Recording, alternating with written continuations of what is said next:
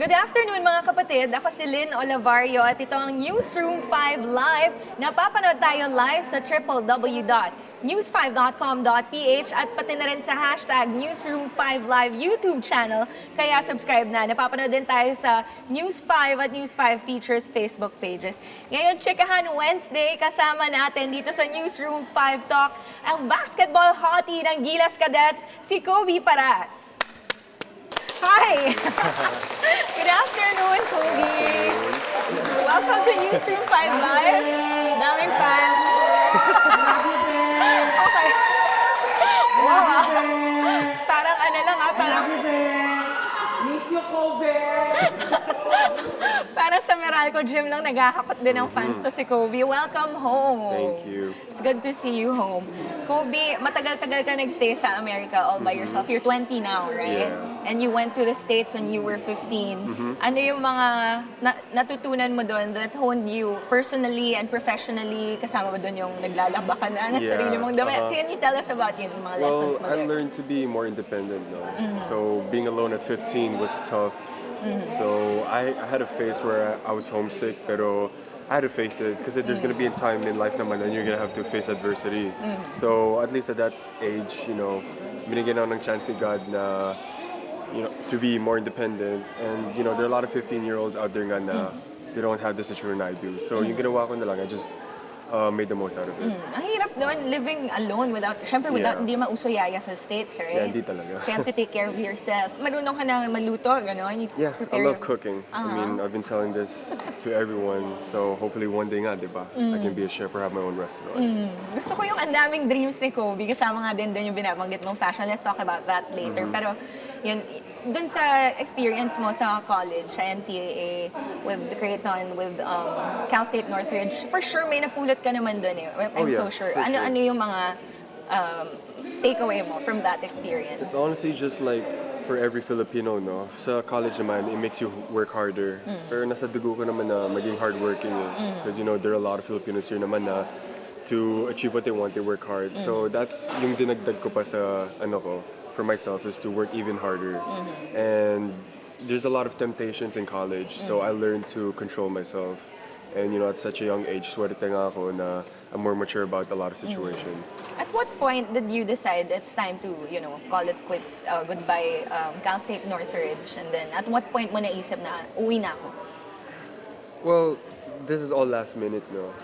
Nagpapasalamat lang ako sa Chuksugo na they brought me in and they welcomed me like they always do. So I'm happy nga. Pero just like the situation, Coach Reggie got fired and that was really shocking for everyone. So, everything happens for a reason and God always has a plan. So, swerte nga ako na Chuksugo is always by my side. And si Boss Ronald ang nagsumagot ng airfare mo pa si Boss Ronald lagi. Okay. Kobe, do you have any regrets? Kasi this is not the ending you probably envisioned for yourself or the ending you wanted. Do you have any regrets at this point? Not at all. I live life talaga with no regrets. And everything that I go through in life, if it's personal or basketball, I learned something and I've become a better person. But of course, in the heat of the moment, I'm going to act a certain way. But I'm just blessed now. There's a lot of these things happening to me because I get to learn. And at the same time, it gets me ready for the near future. And then when you say you plan to go, kasi you made waves again, I think last month, you released this video where you were saying you want to go pro. What do you mean exactly by you want to go pro? When I say pro, it doesn't necessarily mean NBA because a lot of people think it's NBA because all of the rumors. But pro means a professional athlete who makes money from a certain team and gets endorsements. And that's something I haven't done since I was in college because I needed to be an amateur, meaning you can't get endorsements or any kind of money. And well, right now there's a lot of incidents in the NCAA, there are a lot of kids getting paid. So at the same time, that made me realize that I had to go pro because I was getting taken advantage of for 2 years. And I've been waiting for my time and it just hasn't come yet. So I just had to make a mature decision to come back home and represent Chuksugo Gilas. Yung school, like kung mag-aral ka dito sa Philippines, hindi mo na na-consider yun? Or is it something you thought To play about? basketball in college, wala na talagang pag-asa. So all the teams out there, don't even try calling me anymore because I'm here to represent Chuksago, and that's what I'm gonna focus on right now. Okay.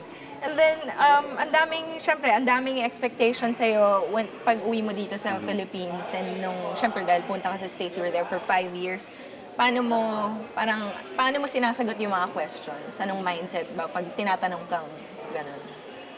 It's normal na eh, you know, because there are a lot of people asking me the same questions, but at the same time, I just think of it now, I'm blessed to be in this position. There are a lot of Filipino out there who die to be in my position, so I'm just making the most out of this nga, and I try to make all the negatives into a positive.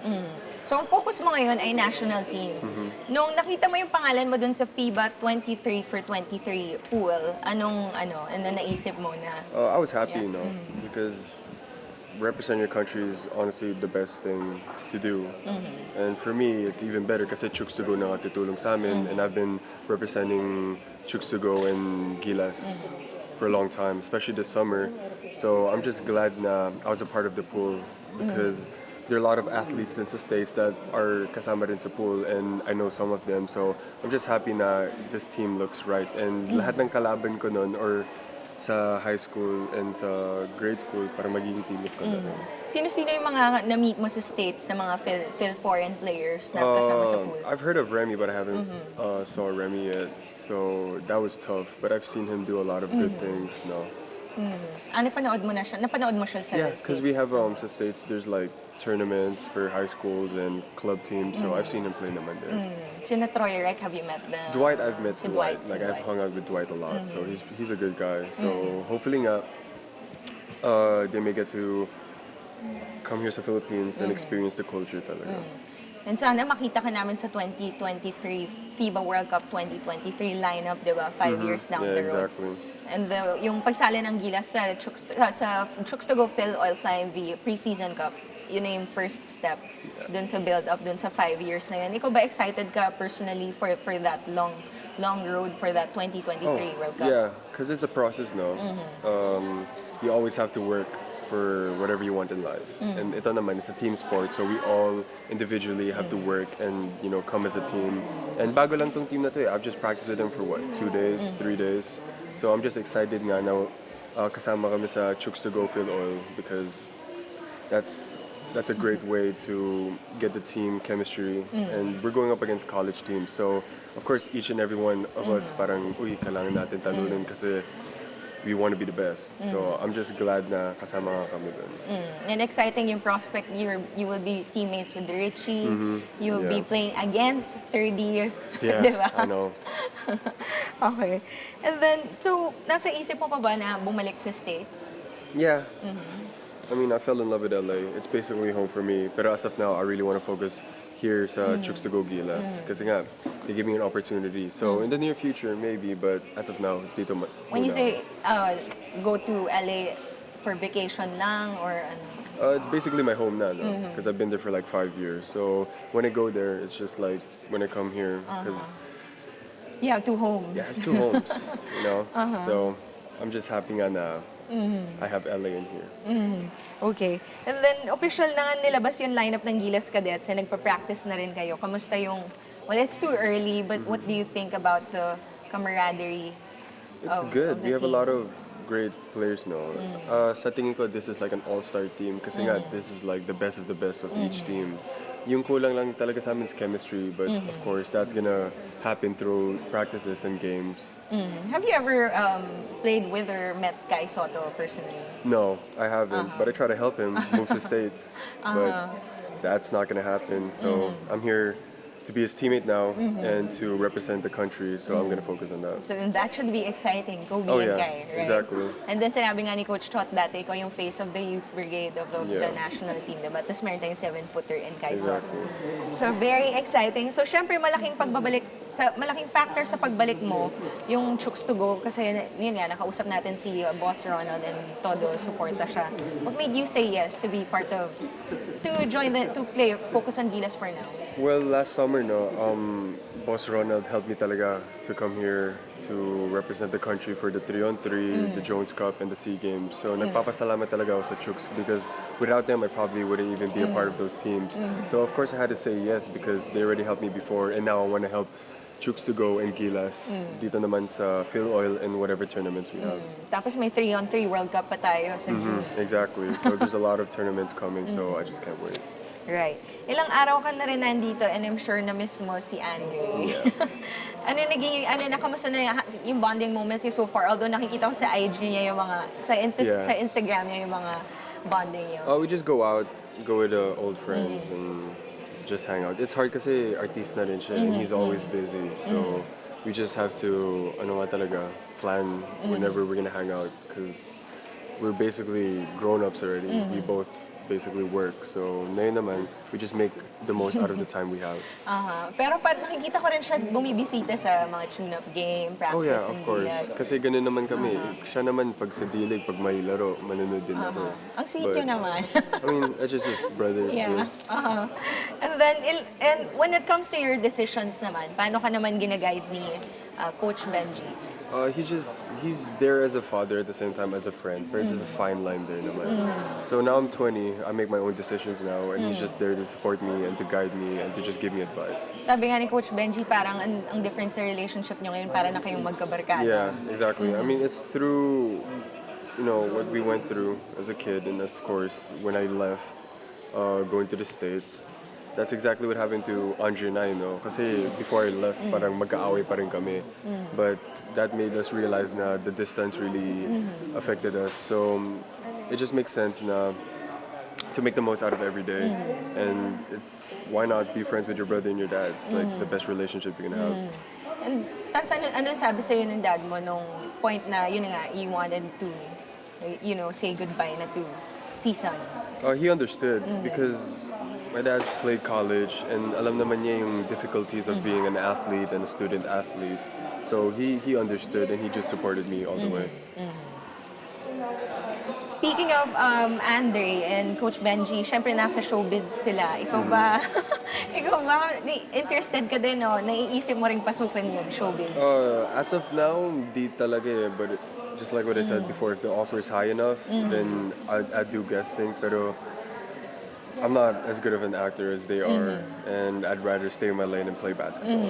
Pero sayang naman pagiging hottie ni Kobe Paras. Pero mga endorsements, like commercials, endorsements, of course. I'll be down open for ka that. doon. Yeah, down. Yung acting. Yung acting, hindi talaga. So I'd rather focus on basketball and my clothing line, and maybe one day model din sa States. Okay. So ngayon naman, syempre kilala ka rin sa galing mo mag-dunk. Pero syempre hindi ka makapag-dunk dito sa newsroom. So we'll ask you to do another challenge. I-challenge ka namin ng basketball spin using different objects. So ang first challenge ay basketball spin with the ball pen. Tingnan natin yung galing ni Kobe para sa mga ganitong challenge. Dilas ng bola.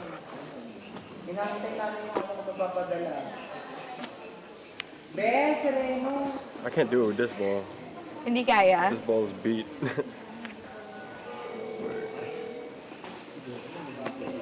Wala. Okay, next. Basketball spin with the pen. Try natin. Try pa rin natin ibang objects. Basketball spin with the pencil pen. Wala rin. Okay. Last na. Basketball spin with your head. Baka kayanin. Yan, konti lang.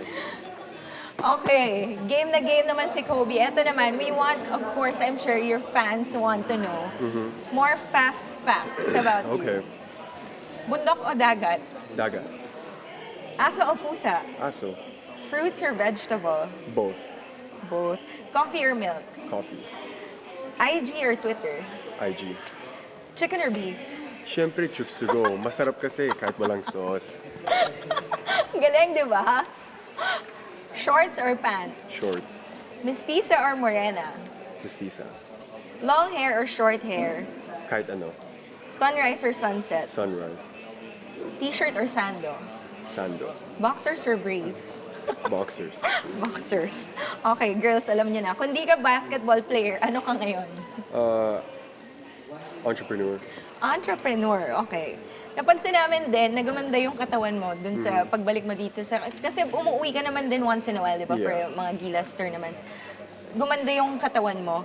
Anong ano mo, diet, ano naging diet mo sa States? Well, sa States, no, when I went there, parang pumayat ako eh. Kasi stinap ko talaga yung chicken eh.